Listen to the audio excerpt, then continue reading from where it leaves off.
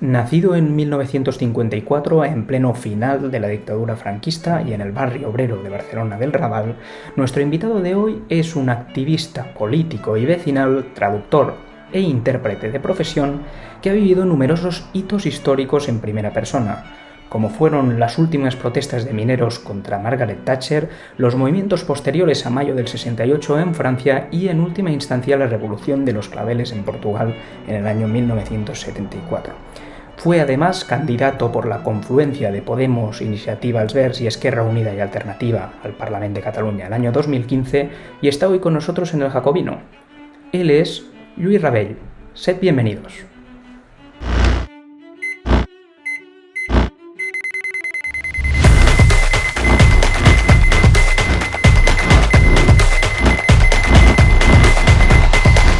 En 30 minutos, con Marc Luque. Bienvenidos a todos a En 30 Minutos, el nuevo programa del Jacobino. Y hoy tenemos el placer de contar con nosotros a un hombre que nunca ha abandonado la política, un activista vecinal y también político, intérprete y traductor y además candidato por Catalunya Sí que es Pot, la confluencia que creó Podemos y otros partidos como Iniciativa, Els Verds y Esquerra Unida y Alternativa para concurrir a las elecciones autonómicas del año 2015. Sea bienvenido al Jacobino, Lluís Rabell. Un verdadero placer tenerle aquí. Encantado de estar con vosotros. El placer es mutuo. Nació en el año 1954, en pleno final de lo que es la dictadura, y también se podría decir que en este periodo se sucede la reorganización del movimiento obrero en España. ¿Cómo fue vivir en primera persona aquellos momentos en que se empezaba a poner fin a la dictadura y de militancia clandestina? Bueno, fueron momentos a la vez duros y a la vez esperanzadores. Nos hacíamos muchos la ilusión, sobre todo a partir del año 70, cuando hubo los juicios de Burgos y la movilización popular e internacional hizo que la dictadura, que Franco tuviese que indultar a los reos condenados a muerte.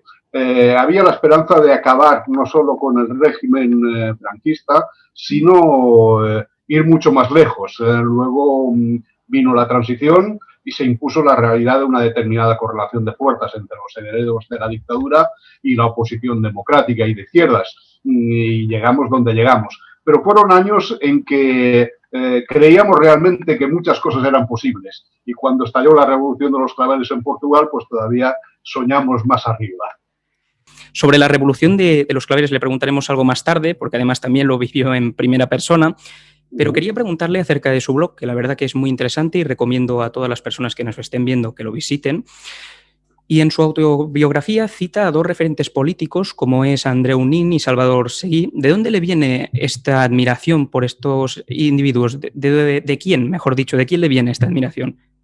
Pues en realidad, antes de leerles y antes de conocer su biografía, a través de los relatos de mi abuelo. Yo nací en casa de mis abuelos maternos y mi abuelo materno había sido, como mucha gente de su generación, un afiliado a la CNT. Él conoció personalmente a Salvador Seguí, al mayor Sucre, porque tenía una gran admiración, como mucha gente, muchos trabajadores de su época, y también había asistido mi abuelo a mítines de Andreu Nin, alguno que se había celebrado cerca de nuestra casa. Nosotros vivíamos en el Raval y antes cerca del Raval había un local donde se celebraban veladas de boxeo, el Gran Prix, y donde se celebraban mítines, y ahí había hablado más de una vez Andreu Nin. Y mi abuelo, de cultura libertaria, decía que, bueno, que Andreu Nin era de las personas que decían las cosas claras y quizá por eso se lo cargaron, ¿no? Decía siempre el abuelo. Y de ahí viene mi curiosidad y luego pues mi interés y mi admiración por esas personalidades del movimiento obrero catalán. La verdad que resulta muy interesante. También leí que como bien ha comentado, que su abuelo formó parte de la CNT. Y como comentaba al principio de la entrevista, usted es una persona que puede presumir de haber vivido en primera persona, in situ, grandes hitos históricos, como son las protestas mineras contra Margaret Thatcher, también los movimientos posteriores al mayo del 68 en Francia e incluso, como mencionaba, la revolución de los claveles. De este último suceso le quería preguntar cómo fue vivir en primera persona el transcurso, los inicios de una revolución tan importante como fue la portuguesa. Pues fue una experiencia inolvidable, una experiencia inolvidable. Es muy difícil transmitir toda la energía que se desprende de un momento de efervescencia revolucionaria como el que se vivió en el 74-75 en Portugal. Un momento en que cae un régimen, irrumpe la población, la ciudadanía en la escena política inopinadamente, y se desborda la creatividad, toman la palabra gente que había estado silenciada, se ocupan empresas, se plantean reivindicaciones, se aspira a cambios democráticos y sociales atrevidos, avanzados, y todo parece posible, todo parece al alcance de la mano por un momento. Luego, la realidad, la complejidad del desarrollo de un proceso revolucionario, los contraataques de las fuerzas conservadoras, hacen que se llegue a un punto de inflexión, a un punto crítico, como ocurrió en el 75, donde se rozó la posibilidad de un enfrentamiento civil de grandes proporciones. Bien, la revolución tuvo un frenazo en el 75, sin embargo, sus conquistas democráticas, en gran medida las esenciales, las que situaron a Portugal en el marco de las democracias europeas, fueron irreversibles, y la vitalidad de esa democracia política, pues todavía podemos verla y disfrutarla hoy todavía, ¿no? Siempre nos miramos con cariño y con nostalgia algunos, y con esperanza también lo que ocurre en Lisboa. Precisamente creo que es por esa esperanza por la que usted ha estado involucrado tantos años en los movimientos vecinales. Le quería preguntar también acerca de esa etapa, su etapa quizá más mediática. Después hablaremos de su presencia en el Parlamento, pero por la que se dio a conocer fue por los movimientos vecinales. ¿Cree usted que estos movimientos están algo infravalorados por el conjunto de la ciudadanía, incluso por los ciudadanos medios y también por las instituciones, pese a haber tenido o provocado, digamos, situaciones pues como por ejemplo hacer dimitir a algunos alcaldes, como usted por ejemplo comentaba en su blog? Pues sí, efectivamente, bien, es verdad que los movimientos vecinales tuvieron su momento álgido en el ascenso, digamos, de las fuerzas democráticas contra la dictadura en los últimos años del franquismo, de la mano de la reorganización del movimiento obrero. Era muy frecuente en aquellos tiempos que los activistas vecinales estuvieran vinculados al sindicalismo de comisiones obreras, a los cristianos de base, a los distintos movimientos que bajo la dictadura ya conformaban, ¿no? Digamos, el embrión de la futura sociedad civil. Y es cierto que en aquel momento la fuerza fue importante. El movimiento vecinal en Barcelona tumbó a 3 alcaldes franquistas, que no es poco decir. Naturalmente, de ese movimiento vecinal luego ha perdido fuerza en la medida que buena parte de sus cuadros entraron a formar parte de las instituciones, y que la llegada de los ayuntamientos democráticos hizo pensar a algunos que el trabajo de algún modo ya estaba hecho y que ahora había que resolverlo, las aspiraciones que había planteado el movimiento vecinal, desde las instituciones, desde los gobiernos municipales. Lo cual es cierto, pero solo es cierto en parte, porque siempre hay una expresión independiente de las inquietudes ciudadanas que debe tener su propia expresión, ¿eh? En ese sentido, sí, hay incluso actualmente, se puede decir, una cierta infravaloración del valor referencial que puede tener un movimiento vecinal, que ciertamente no tiene las dimensiones ni el empuje que tuvo en los años 70, pero que de algún modo conserva una memoria democrática y ha sido una escuela de democracia en este país. Por lo tanto, ¿cree usted que la formación de nuevas organizaciones de izquierdas, que sí que concurren a las elecciones, evidentemente, y que no son asociaciones, digamos, con un calado de izquierdas, pero más transversales al estilo de Podemos, ha acabado un poco con lo que es los movimientos obreros o con las protestas reivindicativas propulsadas por los barrios de menor poder adquisitivo?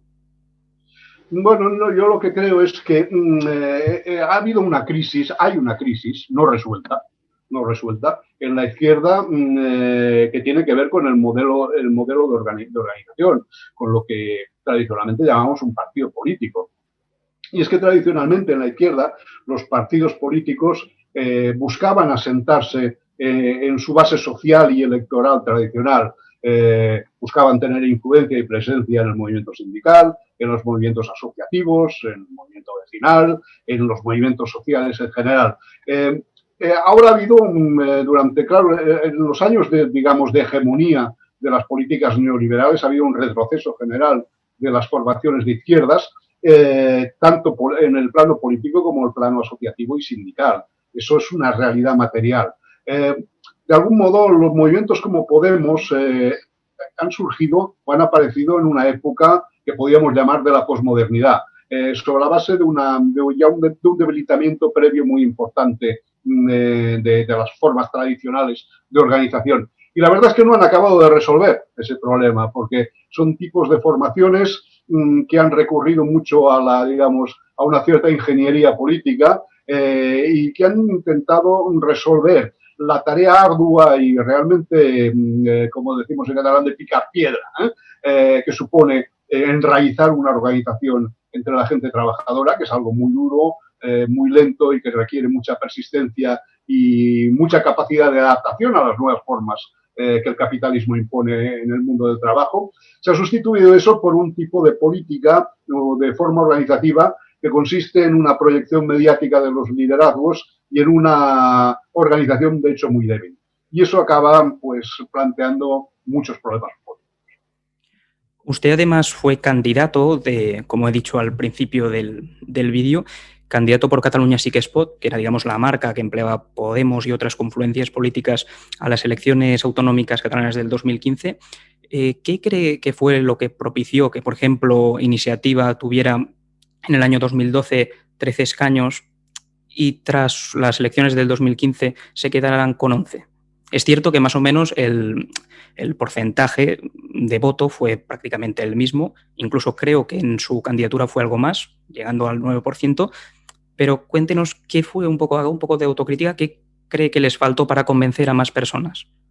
Bueno, fallaron muchas cosas, fallaron muchas cosas. En realidad el resultado fue razonablemente bueno, a pesar de que las expectativas eran mayores tras, digamos, el éxito de las confluencias en las elecciones municipales de unos meses antes. Yo creo que todo el mundo estaba un poco pendiente de ese impacto y todos pensábamos intentar prolongar, de algún modo, el efecto de las elecciones municipales en el plano de las autonómicas. Fallaron varias cosas, aunque el resultado, como digo, fue a nivel de porcentaje y de número de votos superior incluso a los resultados anteriores. Pero hubo, por un lado, una situación excepcional en ese marco electoral de polarización extrema. Fue el momento álgido de ascenso de las ilusiones independentistas.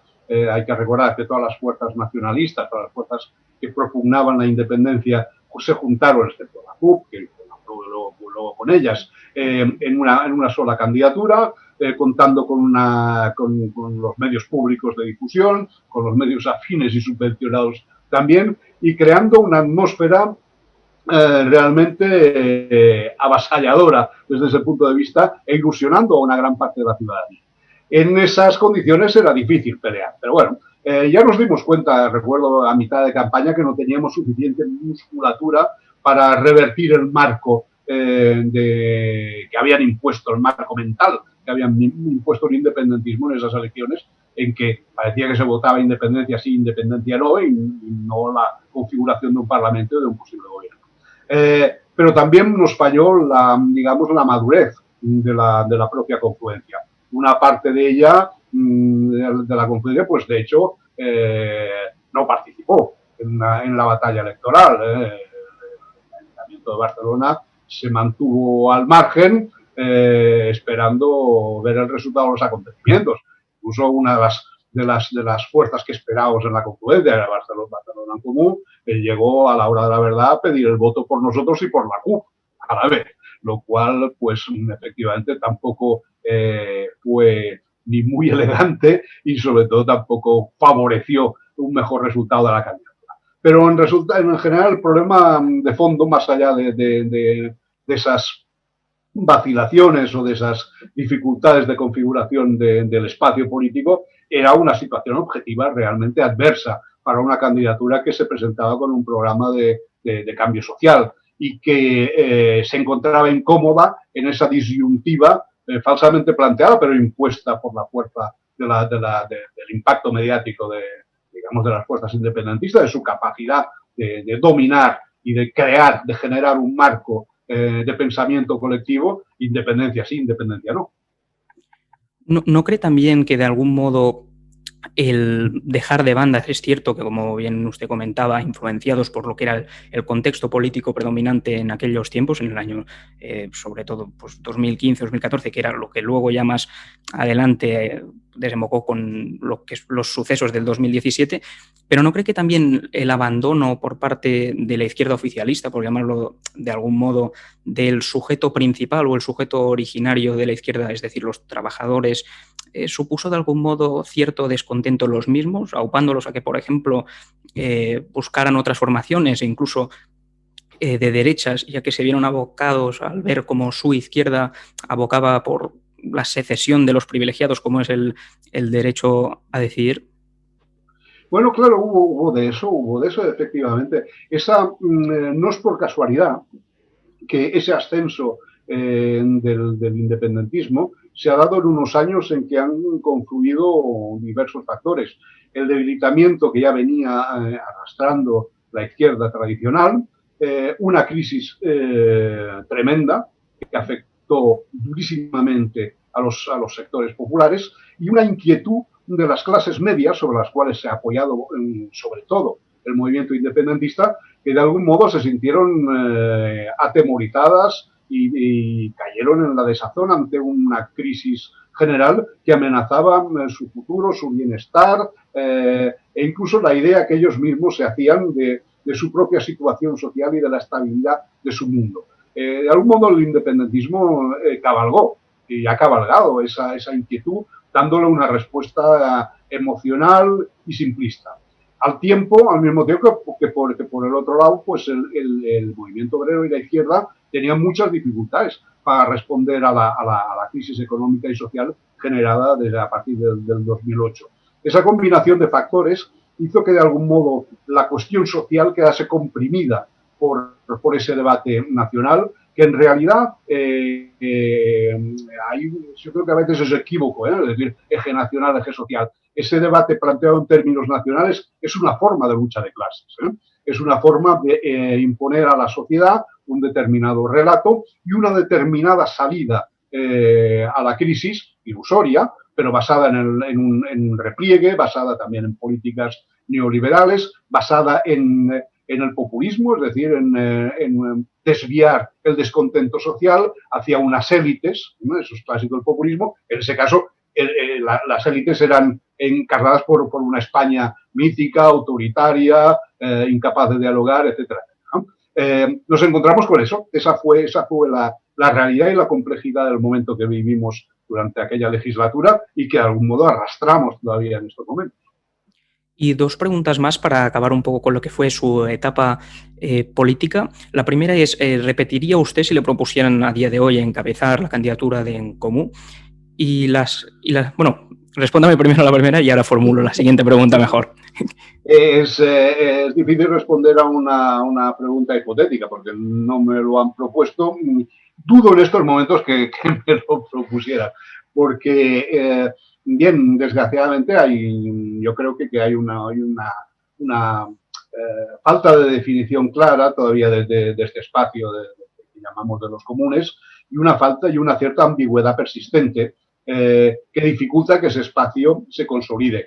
Tradicionalmente en la izquierda catalana y no solo, las izquierdas tienen una realidad plural y eso forma parte de la historia del movimiento obrero y de las izquierdas, y es normal que sea así, porque digamos que las clases populares y las clases medias trabajadoras sobre las que se sustentan, se apoyan tradicionalmente las izquierdas, pues es un terreno muy amplio y capaz de sustentar distintos proyectos de emancipación, distintas tradiciones, desde las socialdemocracias, es decir, desde una izquierda reformista a una izquierda revolucionaria en un extremo, pero también quizá una izquierda transformadora que se apoya y que evoca otras tradiciones de la izquierda. Esa realidad existe, ¿no? Esa pluralidad existe. Pero yo creo que en el espacio de los comunes no acaba de encontrar su encaje, un programa, una cultura, una tradición, unos objetivos claros que le permitan situarse y ocupar un espacio objetivamente existente a la izquierda del Partido Socialista.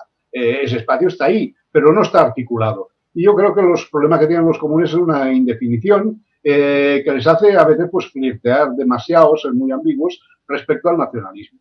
Creo que hay una cierta ilusión también en ese espacio de los comunes de construir o mantener ese espacio a la sombra de un hipotético gobierno de Esquerra Republicana. Un poco esa ilusión es la que se respira y en ese sentido pues dudo mucho que me pudieran proponer a mí como no solo como cabeza de lista, sino sencillamente ponerme en una lista, porque todo el mundo sabe que soy muy crítico con esa orientación, que ya nos pesó mucho sobre nuestro grupo parlamentario en su día en la presión en ese sentido, la resistimos como pudimos, pero bueno, ahora las cosas están como están y esa ambigüedad no acaba de solventarse. Y eso hace daño y dificulta la consolidación de un espacio político que debería existir y que no puede ocupar el Partido Socialista. Ningún partido puede ocupar toda la izquierda. Y como digo, es tradicionalmente plural y es bueno que así sea. Le agradezco mucho su claridad. De hecho, ha provocado que mi siguiente pregunta quede anulada, así que proseguimos. En mayo del 2020, en mayo del año pasado, usted publicó un artículo que se ha titulado Salvajes o Federales, en el cual hacía mención a una expresión que empleó el analista político Enric Juliana, diciendo que, bueno, que la pandemia había provocado que ciertos gobiernos autonómicos o que ciertos políticos con responsabilidades nos abocaron a un federalismo salvaje. Entonces usted lo refutaba diciendo de alguna manera que ser federalista es un oxímoron, que es totalmente incompatible con ser salvaje. Entonces, aprovechando que tenemos aquí a un federalista en un canal de YouTube o en un medio profundamente centralista, y aprovechándolo, y la verdad que estamos encantados con su presencia, me gustaría preguntarle cómo casa con la justa redistribución de la riqueza por ejemplo, privilegios fiscales como es el cuponazo vasco o el convenio navarro o incluso los determinados privilegios fiscales que reclamaba en su día, cuando usted mismo estaba en el Parlamento, Artur Mas. ¿Cómo casa, por ejemplo, con la igualdad ver como en plenas nevadas en Madrid y en las zonas colindantes las autonomías no son capaces ni tampoco de prestarse las máquinas quitanieves y deja las carreteras con nieve a la mitad porque marca el límite territorial entre una y otra? O cómo, por ejemplo, se puede entender que en un mismo proyecto de transformación social como es España, con un proyecto básicamente que nos permite a nosotros tener una serie de derechos y libertades, veamos como en una pandemia los enfermos y los infectados de zonas con grandes problemas y con gran densidad de enfermos no pueden ser trasladados a otras comunidades autónomas. ¿Cómo casa todo esto en un resumen y sin querer ser muy extenso con la igualdad? Bueno, no casa, no casa con la igualdad y no casa con el federalismo.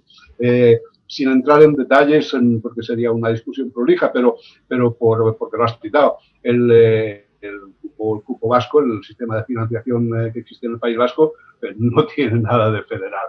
No tiene nada de federal.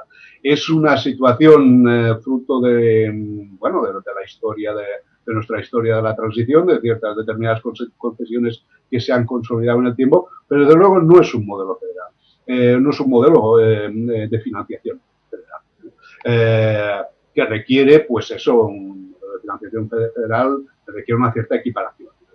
Que haya un sistema de tributación general en todo el Estado y luego haya unos márgenes razonables, pactados, establecidos en función de las responsabilidades que pueda tener cada Estado o cada Estado miembro, cada Estado asociado, cada Estado que forma parte de la federación o cada comunidad, llamémosle como quieras, o cada land, si quieres, de esa comunidad.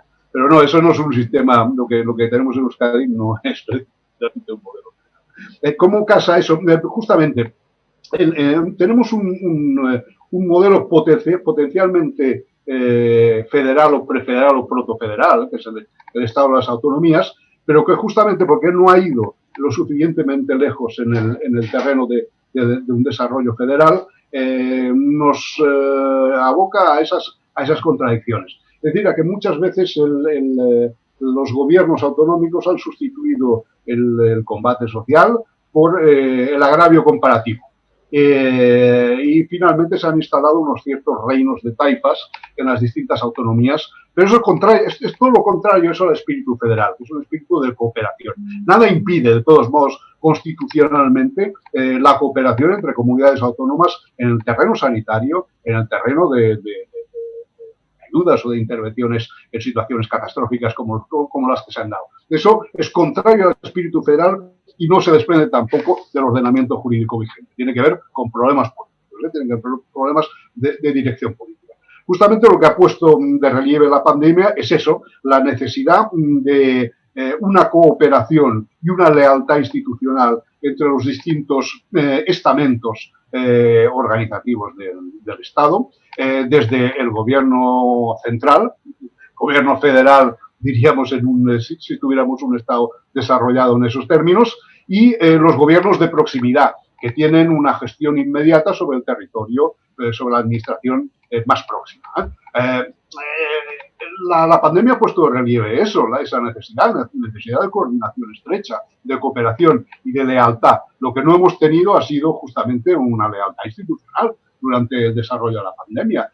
Al contrario, se han utilizado por razones políticas y por razones espurias las autonomías como unas trincheras para desgastar al gobierno central, en lugar de cooperar y asumir las responsabilidades ante la ciudadanía que todas las autonomías y todos los estamentos, todos los niveles de poder del Estado tenían. Exacto. La verdad que es un debate que daría para muchísimas horas, sin duda alguna. Nosotros, por ejemplo, sí que es cierto que abogamos y creemos que esas relaciones bilaterales entre comunidades autónomas y el propio Estado debilitan lo que es esa transformación social en la que usted hacía hincapié, pero sin duda que esto es un debate para hacerlo de manera mucho más extensa y más amplia, de la que a mí personalmente y humildemente me compete. Brevemente, me gustaría hacerle una última pregunta. ¿Qué cree que ocurrirá en las elecciones autonómicas catalanas o cuál cree que será el devenir de los catalanes próximamente? Bueno, esa es la pregunta del millón. Nadie lo sabe. Por eso, como nadie lo sabe, el gobierno catalán ha hecho una maniobra para diferir la fecha de las elecciones, porque no estaba seguro de cómo le iban a ir el 14 de febrero. Lo de la invocación de las razones de los imperativos sanitarios no se lo cree nadie. Hoy mismo el secretario de comunicación de Junts per Catalunya hacía un tuit diciendo ahora tenemos más tiempo para ganar las elecciones. Eso indica hasta qué punto la preocupación. No, en una situación sanitaria que es difícil, que no hay que frivolizar con eso, es cierto, pero bueno, vemos que hay elecciones en Portugal, las va a haber dentro de unos días, de unas semanas también en Holanda, en medio de un follón monumental y de la caída del gobierno. Es posible y era posible organizar unas elecciones en condiciones relativamente, razonablemente seguras. Lo que pasa que lo que no era seguro para el gobierno era el resultado de las mismas.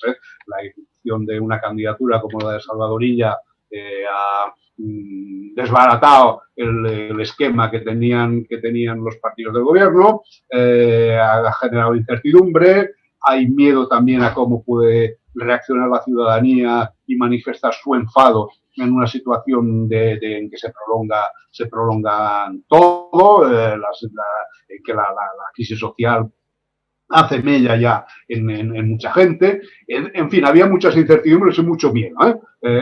Ahí sí estoy de acuerdo con Enric Juliana cuando que citabas tú antes, en que había un temblor de piernas en el gobierno catalán y por eso se han diferido las elecciones. Por eso la incertidumbre es muy, muy grande.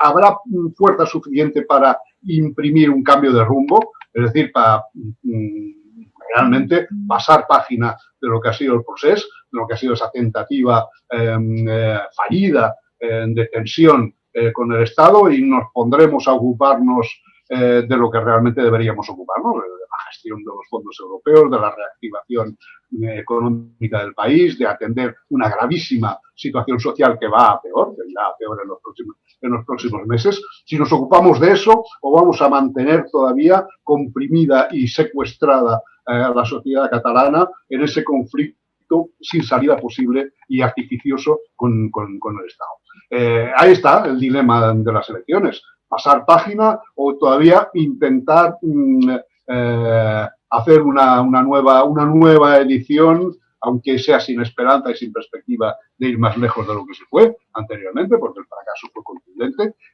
por parte del independentismo. Ese es el dilema que se presenta. Lo cual, el dilema no es, en ese caso, pasar página o ir hacia una batalla por la independencia. No, es entre pasar página o sumirnos en un proceso de decadencia de la sociedad catalana. Esa es la verdadera alternativa.